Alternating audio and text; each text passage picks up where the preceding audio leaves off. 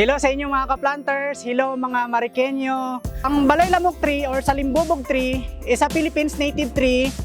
Flowering tree po siya, malalagas ang buong dahon. Ang matitira po puro bulaklak. Ang bulaklak po rito kahit i-google nyo mamaya, it's a touch of pink and white. 2 beses po ito namumulaklak sa isang taon. Flowering season po nito is between September to October and February to March. Water absorbing tree po siya.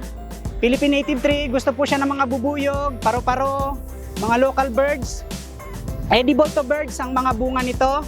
Kaya't bahala na yung mga ibon na magkalat ng mga buto nito paggayari nating itanim ngayon. Scientific name po nito is Crativa religiosa. So bakit siya tinatawag na religiosa? Dahil ba siya ay mahilig sa relihiyon? No. Ang Balay Lamok tree ay tumutubo lang siya sa mga gilid usually ng mga simbahan. So bakit? Gusto ba niya yung simbahan? Hindi. Yung ibon na kumakain ng mga buto at bunga nito ay nakikitira sa mga tower ng simbahan. So bignay, kung may Bisaya tawag bugnay, hindi ko alam kung ano tawag sa Ilocano, alam ko bugnay din. So mas sikat ito dahil ito ay ginagawang bignay wine. So ginagawa din itong mga medicinal, pwedeng panlunas sa mga illnesses ng mga tao.